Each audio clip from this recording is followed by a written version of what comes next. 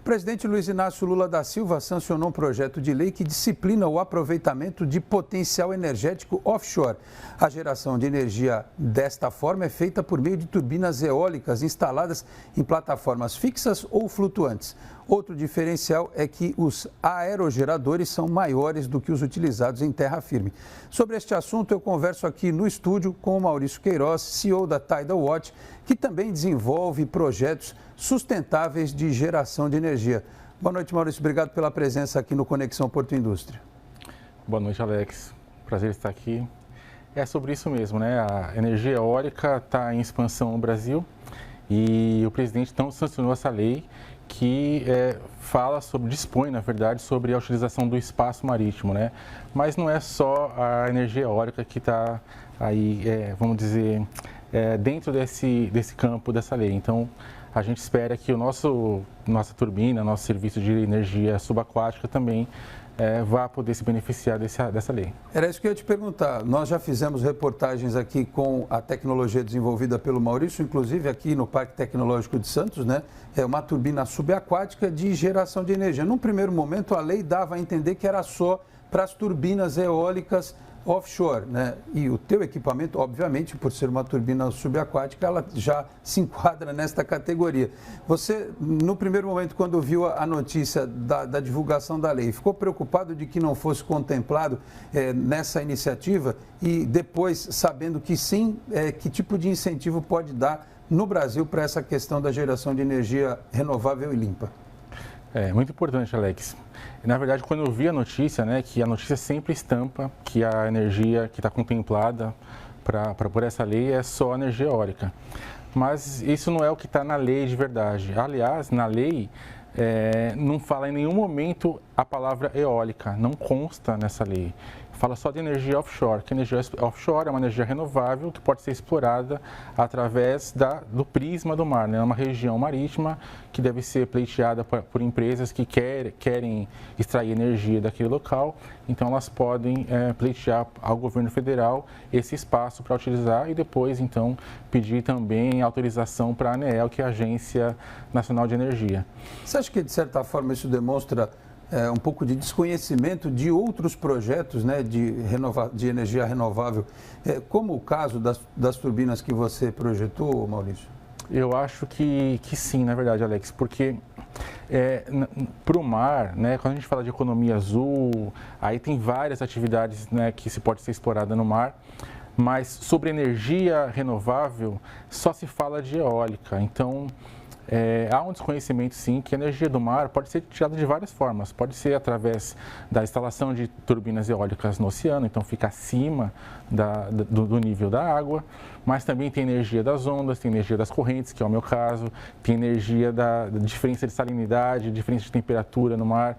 Então, são vários modelos ou projetos que existem para extrair energia offshore, que o Brasil tem uma grande área, que é chamada de Amazônia Azul, então tem uma grande área que pode explorar para a obtenção de energia renovável, mas esse desconhecimento acaba apontando que apenas a energia eólica é a energia que pode ser explorada no oceano. E no caso, quais as vantagens, as diferenças e vantagens do projeto da turbina subaquática para o modelo eólico, Maurício? Bom, eu penso que são muitas vantagens nessa comparação entre a eólica offshore, principalmente, e a turbina subaquática. Primeiro que o impacto ambiental ele é muito menor em razão de você instalar no fundo do mar, então você não vê essas turbinas, elas estão escondidas, a não ser que você mergulhe como eu, então vai poder usufruir de um espaço onde tem, a gente imagina, né, a instalação de plantas subaquáticas e nessas regiões vão se formar, obviamente, recifes artificiais com as incrustações nos sistemas de ancoragem. Mas isso também acontece nas eólicas, né? Então as eólicas são fundeadas ou no leito marinho ou ficam flutuando, né? E essas estruturas também atraem, né? Acabam formando essa biodiversidade no entorno. Mas fisicamente, quando a gente fala da quantidade de energia disponível, a gente tem uma relação proporcional de mais de 200% de produção de energia em relação ao vento. Isso é em razão, Alex, da disponibilidade de energia, ou seja, disponibilidade da fonte. O vento não está disponível o tempo inteiro. Há uma mesmo estimativa, no mar, né? Mesmo no mar. Além de a gente ter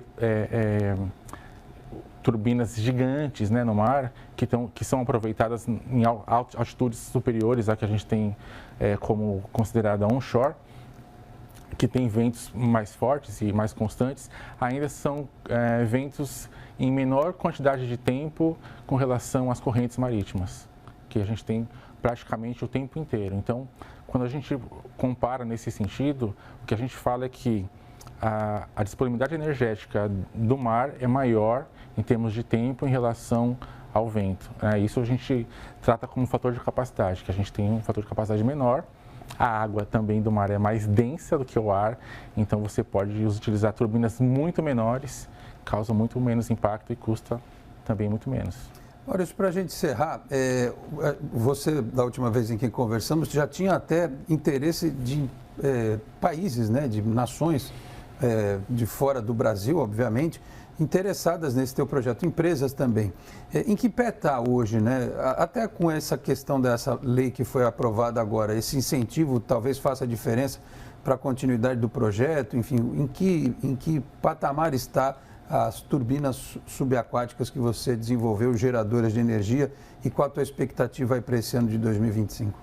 Tá, boa. Alex, começando por último, né, pela última pergunta, acredito que quando o Brasil começa a falar de uma lei, né, começa a falar de uma regulação para a exploração da energia offshore, já é um grande passo. Então, o Brasil já se coloca na vanguarda em relação a países da América do Sul, por exemplo, que não tem isso ainda como exploração de energia. Então, eu espero que a gente possa começar a instalar os primeiros pilotos aqui no Brasil. Hoje a gente está em fase de testes, né? Então a gente tem que validar a tecnologia, tanto do ponto de vista da eficiência tecnológica, quanto do ponto de vista da disrupção científica, né? Porque a gente tem uma abordagem científica diferente do que é conhecido como na mecânica dos fluidos. Então vamos dizer que é um avanço científico que a gente está abordando e que deve ser provado agora com testes de eficiência aqui no Instituto de São Paulo. Então, é claro, após esses testes, após essa validação, a gente espera colocar algum piloto aqui no Brasil, mas realmente, como você bem falou, tem interesses de nações fora do Brasil, especialmente Nova Zelândia, por exemplo, né, naquele estreito de Crook, que é o estreito que separa as duas principais ilhas. A Nova Zelândia, por exemplo, tem uma demanda de energia que é muito maior do que a oferta hoje, então a energia lá é cara. Eles pretendem triplicar a oferta de energia até 2030, então tem pouco tempo. E eles veem na nossa tecnologia como uma solução possível e viável diante das alternativas que eles têm, né? Porque a eólica não é uma alternativa para eles, nem a solar, mas eles sabem que nesse estreito tem um potencial energético gigantesco que deve ser aproveitado, né, de forma eficiente. Então, a nossa tecnologia é uma tecnologia bem-vinda para que essa meta de triplicar a oferta de energia seja alcançada. E se serve para Nova Zelândia, obviamente serve também para o Brasil. Maurício, obrigado pela vinda aqui ao nosso estúdio no Conexão Porto Indústria de hoje. Boa sorte aí na sequência dos projetos e das atividades, tá bom? Obrigado, Alex.